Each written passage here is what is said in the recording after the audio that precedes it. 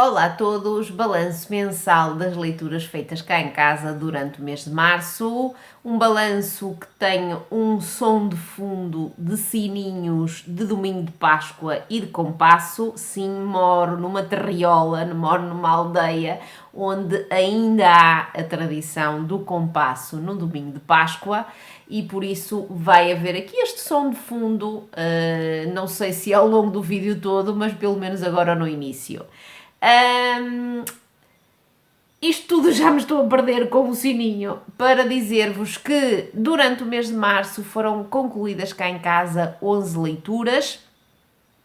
Eu concluí 6, o maridinho concluiu 4 e o Dani finalmente terminou a leitura de uma obra que andava a arrastar desde o início de fevereiro. E é delas que eu quero falar brevemente, espero eu, porque, por exemplo, das minhas, quase todas elas já têm vídeo de opinião. Regressei aos vídeos de opinião em força agora durante o mês de março, espero continuar a fazê-lo durante o mês de abril, mas por isso mesmo, e sendo assim, espero ser breve naquilo que diz respeito às minhas 6 leituras que fiz no mês de março. Mas antes de passar às leituras em si, quero falar-vos e agradecer-vos imenso vocês terem participado e terem aceitado o meu convite de se juntarem a mim e de lermos Kate Morton, de lermos ou de relermos, porque no meu caso foi uma releitura. Era um projeto foi um projeto do qual eu vos falei no início deste ano. Eu quero reler Kate Morton todos os anos, uma obra de Kate Morton todos os marços, e comecei este ano com a primeira obra que a autora publicou. Dela já falarei daqui a bocadinho, mas quero aproveitar este início do vídeo para agradecer-vos imenso vocês terem aceitado o convite e quero, como é óbvio, que vocês aí embaixo na caixa de descrição me digam se juntaram a mim, se leram ou releram Kate Morton e aquilo que leram, qual foi a obra ou as obras de Kate Morton que vos acompanharam durante o mês de março e aquilo que essa leitura ou leituras vos trouxe de saboroso ou um bocadinho menos saboroso, porque é normal que mesmo uma autora que é tão consensual, pelo menos naquilo que eu conheço dela, que haja leitores que não sejam ou não fiquem tão entusiasmados com aquilo que esta autora australiana escreve. Por isso, mesmo muito obrigada por se juntarem a mim. E por falar em projetos, estejam atentos porque mais para o finalzinho do mês eu vou deixar ficar aqui um vídeo convidando-vos mais uma vez a juntarem-se a mim, neste caso para um projeto para maio, que até o ano passado era um projeto de abril, mas que pelas razões que eu explico no vídeo passa agora a ser um projeto de maio. Por isso estejam atentos e já sabem, eu quero é que vocês se juntem a mim mais uma vez. E agora que eu fiz o agradecimento que era devido, vou falar-vos do meu mês de março, que não foi mais uma vez um mês no qual eu cumpri a TBR, e isso está a ser uma coisa que está a acontecer já há uns bons meses e que me está a deixar algo desalentada. Disso falei no vídeo que deixei aqui antes, ou seja, no vídeo de TBR de abril e de alguns desabafos. Está a deixar-me algo desalentada, mas ao mesmo tempo é uma coisa contra a qual eu não consigo lutar, ou seja, esta ambição de querer ler mais e mais e mais e muito num mês. Acho que vocês que estão aí desse lado devem compreender-me devem compreender-me e devem também ser um bocadinho parecidos comigo. E por isso, daquilo que eu tinha retirado das estantes para ler durante o mês de março, houve 3 obras que não foram concluídas.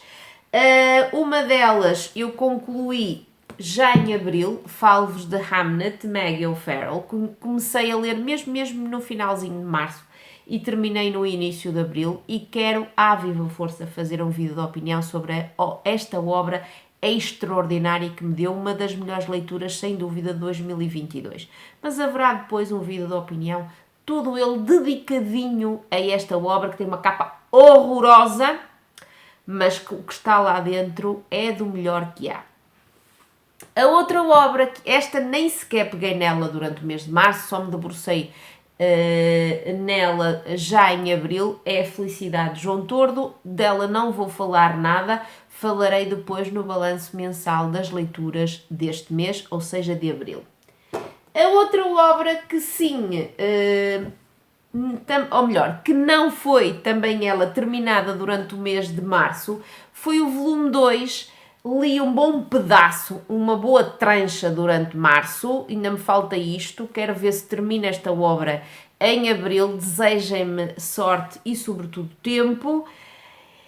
E o que é que eu estou a fazer com os dois volumes nas mãos? Porque o primeiro volume, sim, eu consegui concluí-lo durante o mês de março, logo no início, e a conclusão do volume 1 e uma boa trancha do volume 2 foram a minha participação no projeto da Ana Margarida, dos Sonhos de uma Leitora, que nos convidou a todos a lermos durante o mês de março clássicos. E por isso, apesar de não ser uma leitura concluída, sim, Aninha, não concluí esta leitura, mas acho que tu aceitas esta minha participação no teu projeto com, sem dúvida alguma, mais de 600 páginas lidas durante o mês de março deste clássico que toda a gente conhece e que ainda anda nas minhas mãos e que eu espero terminar agora em abril.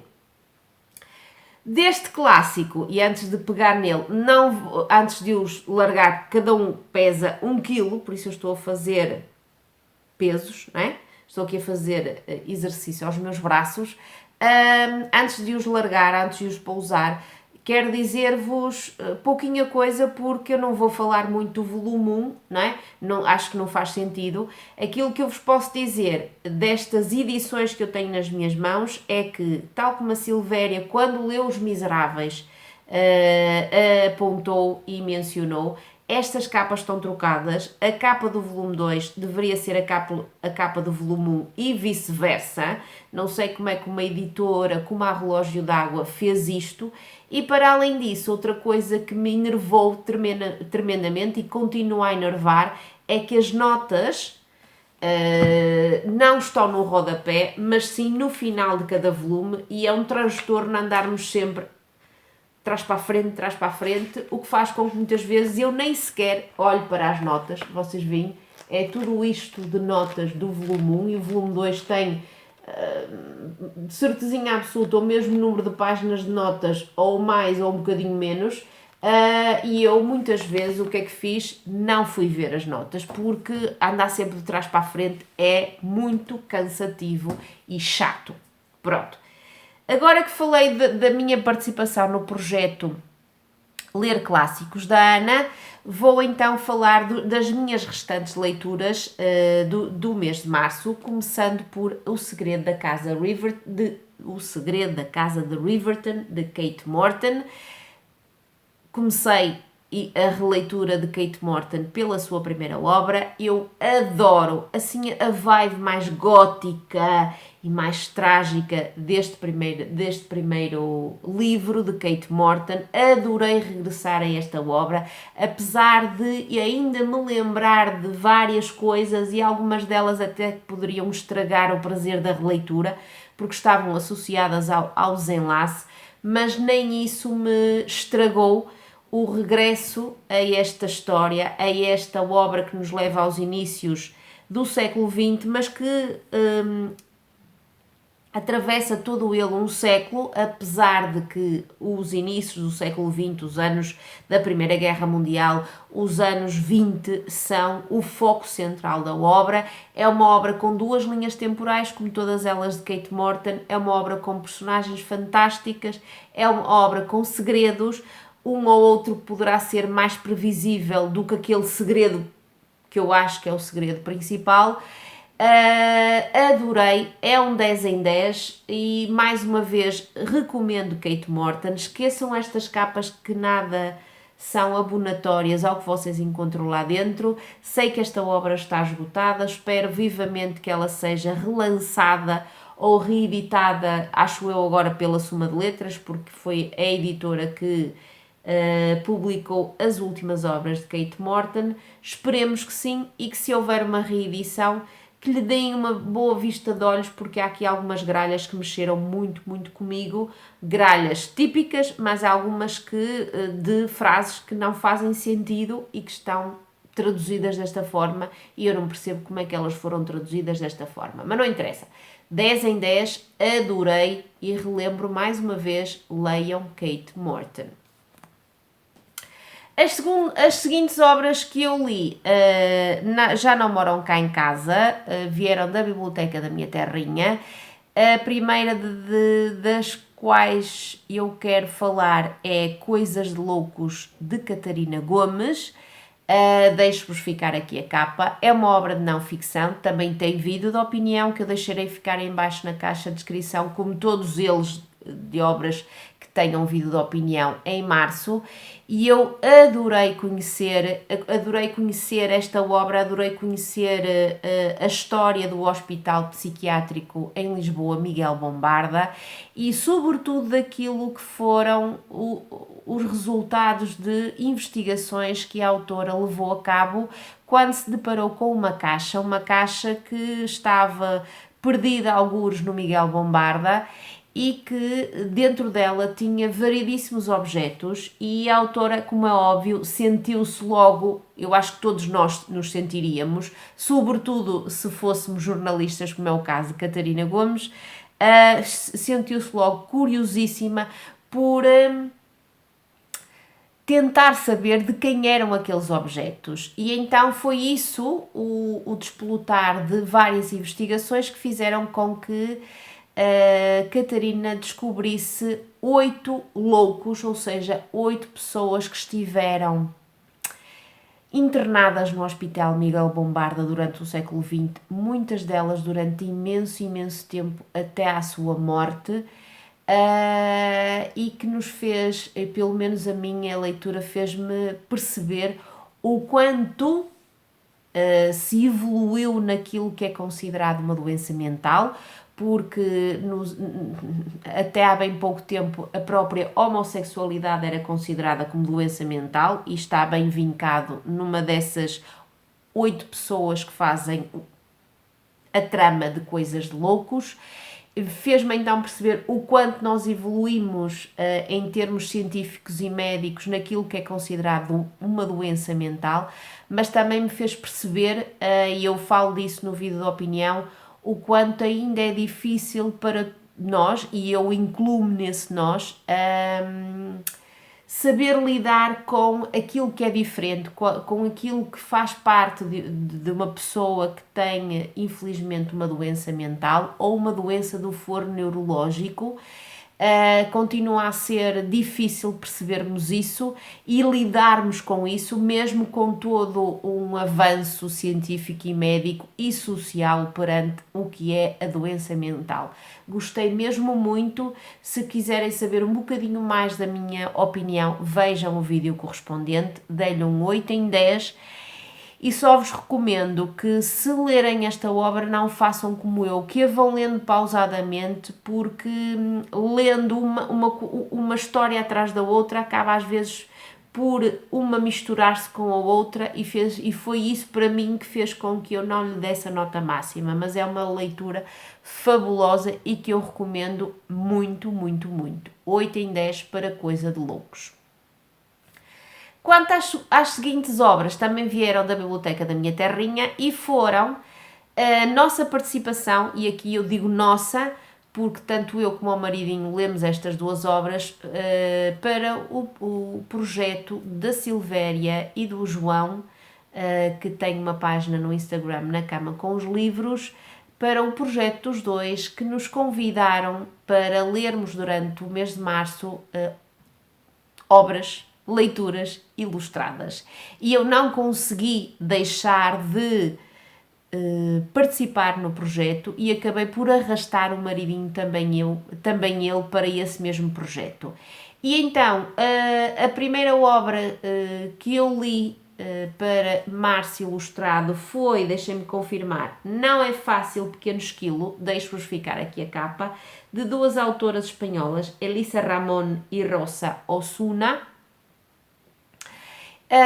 Foi uma leitura muito, muito breve, que se faz muito rapidamente, porque é uma obra infantil, mas é uma obra infantil que aborda o luto e foi uma obra que, como é óbvio, mexeu muito comigo, mexeu tanto comigo como ao meu maridinho, e eu tenho que trazer aqui a cábula para saber quanto é que ele lhe deu. Eu dei-lhe um 9 em 10, gostei mesmo muito e acho que é uma obra muito ternurenta, dorida, como é óbvio, porque aborda o luto, mas que eu acho que tanto miúdos e graúdos deverão ler. 9 em 10, no meu caso, no caso do maridinho, ele deu-lhe 9,5 em 10, ok? Por isso é uma recomendação dos dois adultos cá de casa que também adoram de vez em quando mergulhar na literatura infantil.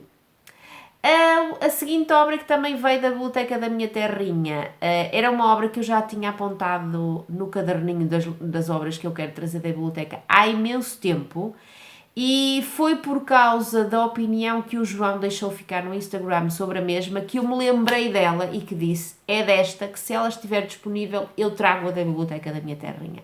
E foi o caso. Finalmente e felizmente ela estava disponível. Falo-vos de Fumo de Antón Fortes e Joana Conserro. É uma obra maravilhosa, com umas ilustrações lindíssimas que eu agora não consigo mostrar-vos, mas que estão no vídeo da opinião. É uma obra linda, linda, linda, triste, dorida, sofrida, que nos deixa sem palavras e que fez com que eu regressasse mais rápido do que eu estava à espera ao Holocausto.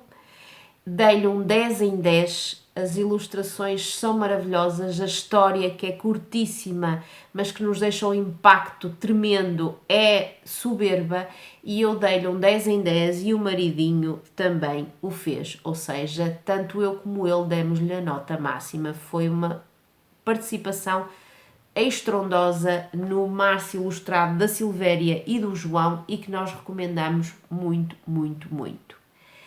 Depois disto, aquilo que eu vos posso dizer é que a minha última leitura durante o mês de março também tem vídeo de opinião e também tem o dedo do João. Falo-vos de A Breve Vida das Flores, de Valérie Perrin. Esta obra chegou cá em casa por causa do João, que me recomendou a minha editorial Presença para que eles me enviassem esta obra, porque, segundo o João, achava que esta obra tinha a minha cara e que eu iria adorá-la. E o João estava mais do que certo. Aproveito para agradecer-lhe mais uma vez, a ele e à editorial Presença. É uma obra muito, muito recente, é uma novidade que eu recomendo à viva força, sobretudo porque, mais uma vez, é uma obra que aborda o luto, é mais uma vez uma obra que aborda a perda, mas é uma obra que tem todas estas cores que aqui estão. É uma obra que à primeira vista pode ser muito cinzenta, muito escura, mas que tem ali pequenas pinceladas de cor que fazem toda a diferença e que fazem com que nós adoremos ler e conhecer, sobretudo, a protagonista, que é uma Violette, que nós vamos conhecer desde muito novinha e que vamos acompanhar ao longo de vários anos.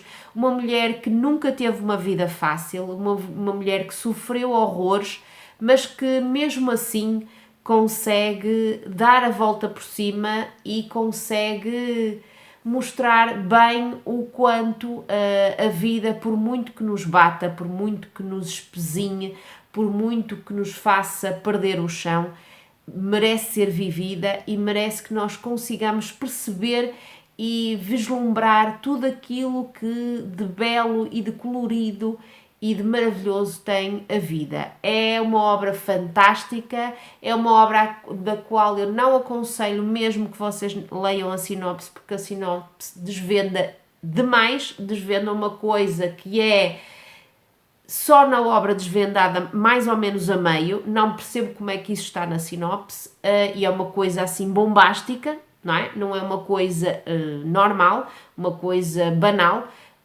Por isso, não leiam a sinopse e entrem às escuras nesta obra. E eu dei-lhe um 8 em 10, não lhe dei mais porque acho que a obra em determinadas partes nela a autora exagerou, enveredou por caminhos que eu acho que não eram necessários. Eu acho que menos neste caso é mais, e esses caminhos pelos quais a autora enveredou, acho que não havia necessidade de enveredar, mas pronto, isto é a minha opinião. Há muita gente que já leu esta obra e que lhe deu a nota máxima, que lhe deu 5 estrelas, por isso se vocês confiarem em nós, confiarem em mim neste caso, leiam esta obra que vocês vão adorar. Toda uma experiência que vos vai fazer sorrir, que vos vai fazer rir, que vos vai levar muitas vezes às lágrimas e que vos vai dar a perceber o quanto é maravilhoso estarmos vivos, mesmo quando a vida nos tira ao chão e nos deixa no fundo do poço, ok? 8 em 10, muito bom. Agora que eu já falei de todas as minhas leituras, resta-me falar das leituras do meu marido, para além daquelas que eu já mencionei, que foram as nossas participações no Março Ilustrado. O meu marido arrancou o mês com Carla M. Soares, Gente Feita de Terra. Gostou muito da obra, achou que ela também merece uma revisão, porque há aqui gralhas que lhe mexeram um bocadinho com o sistema, não é? Apesar dele não ser tão picuinhas como eu, também não consegue ficar indiferente a essas mesmas gralhas, mas foi uma leitura muito boa, à qual ele deu, deixem-me confirmar,